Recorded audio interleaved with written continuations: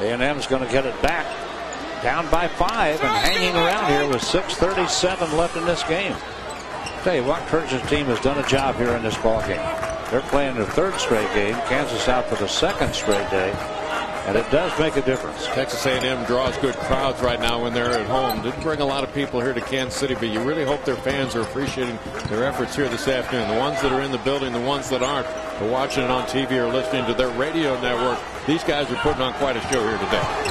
But you sit here and watch this thing. How much is the resurgence of Joseph Jones meant to this team? Mulebach got it blocked. It's a held ball, and the ball belongs to A&M. Well, we talked earlier about a little more bounce in his step, and you think of the upperclassmen and guys that could be playing their last game before they get into the NCAAs. There were no guarantees for these guys coming in, and seniors, they don't want it to be their last day. They want to stretch out as long as they can, get a sense of urgency to their game. He's playing well here this weekend. Mulebach, a tough drive. The shot wouldn't fall, but a foul called, and Mulebach will go to the line. The foul against Kansas on Russell Robinson. Personal foul number 1. His first. Team foul number 6. That's his 16th foul on Kansas here in the second half. A&M with 4. Mulebach. Beau Mulebach, a 6'5" senior. Knocks down his 4th free throw of the ball game.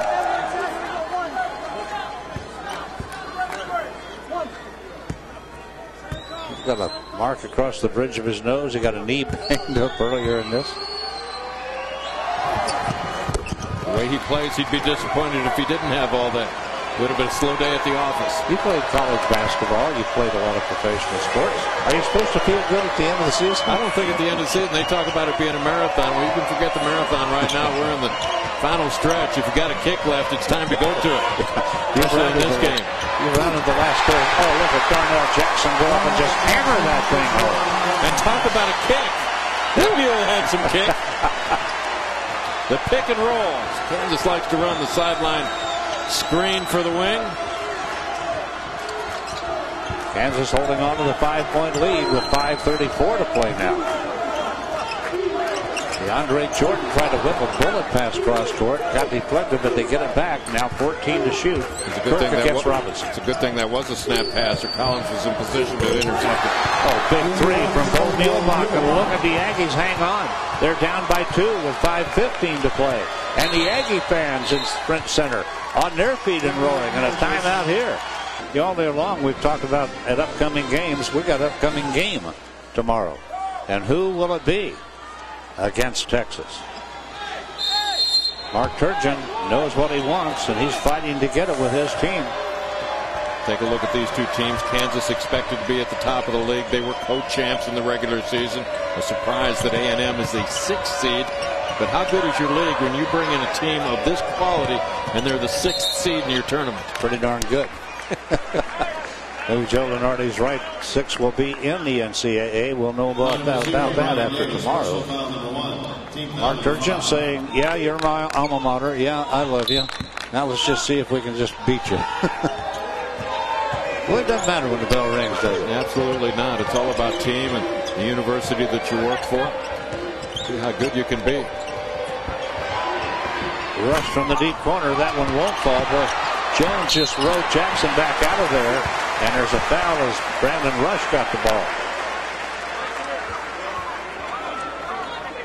Fouls are starting to mount up in this ball game. Rush will go to the free throw line.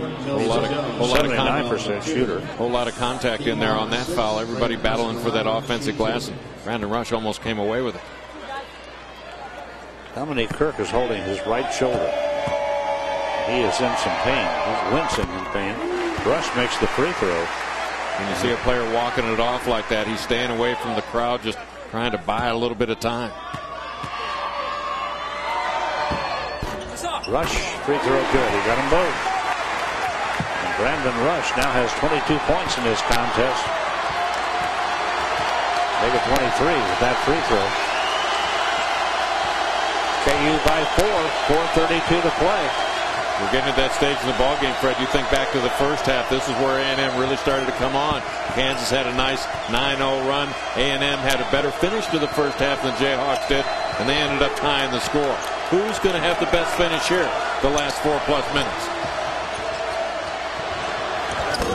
Eric Wolin, the shot wouldn't fall. KU out running on the rebound, 2-on-2. Collins never stops. Now he kicks it back out. Rush deep corner, long look at a three, and he nailed it. Well, Brandon Rush. My goodness. Good recognition. Kansas didn't have a numbers advantage, so Brandon Rush flipped. KU got the bye. They were first in action yesterday, and they got an argument out of Nebraska yesterday. That's 26 points by Brandon Rush. Now let's talk about balance. It's the most by a KU player this year. Well, you talk about balance, evidence that they didn't have any players on the first team, all-conference team, and they weren't upset about that. This is an unselfish bunch. They know that they're better when they play well together, and they don't care who gets the accolades. Joseph Jones nails three. I believe that's a three. They're going to go take a look. Well, that's an important shot right there, whether it's a 2 or a 3. The fact that Joseph Jones hit it, because A&M is needing to find somebody to step up for them.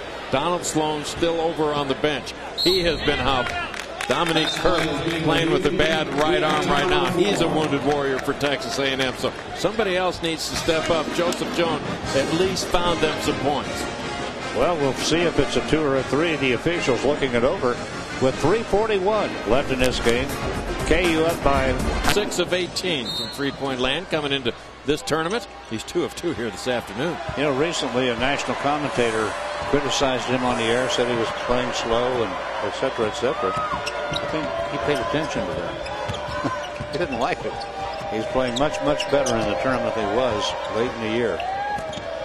Darrell Arthur, Kansas, 18 to shoot. Collins fires a pass to Mario Chalmers, goes baseline. Jackson, Collins, 11 to shoot. Terrific defensive stand by Texas A&M. Double teamed the post, rotated the defense. Absolutely nothing there for the Jayhawks. So Collins had it down into the rim, and it came back out. And it's going to be A&M basketball with 3:10 to play, and they're down by 4. That was a great stop for Texas A&M right there. Kansas challenged them, got the ball inside. I mentioned they went to the double team, rotated the defense. Kansas looked to pass out of it to find the advantage. That advantage wasn't there. A&M got some stops late in the first half. That helped that late half run that they brought back to tie that game. Big stop right there for A&M. Both coaches have their offense in front of them. Mark Turgeon calling a play for his team as they cross midcourt. They have 14 to shoot, down by 4.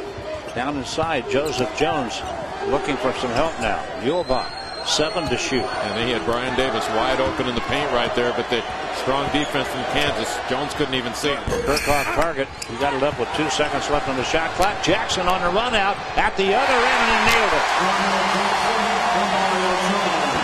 How agile is the big man? Now, he cut about 15 pounds from last year. Thought he was quicker earlier in the year. You wondered how his endurance would be late in the season. I think he just answered. I think it's pretty good. Kansas by 6, 2:10 to play. Kirk. Jones sets the screen. They don't use it. Down Jones gets the ball back to Kirk. 9 to shoot.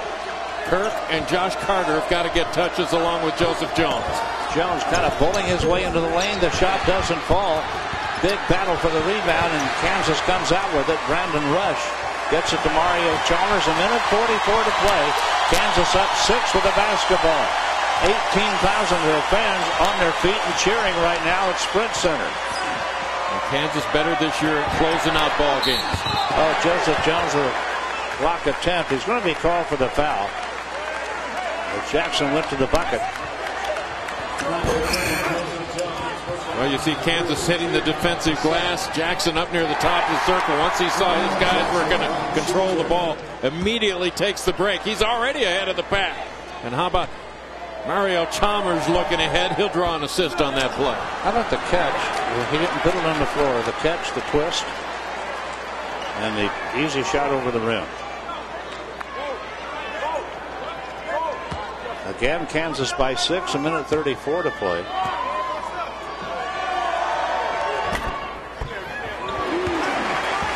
Jackson gets him down. It's a 7-point lead. So a 3-possession game for Texas A&M. They cannot miss on any of their next possessions. Kansas appears to have a pretty strong hold on this game right now, but A&M with an opportunity. Their veteran players, their perimeter players need to step up. Mark Turgeon still has a lot. There are no moral victories.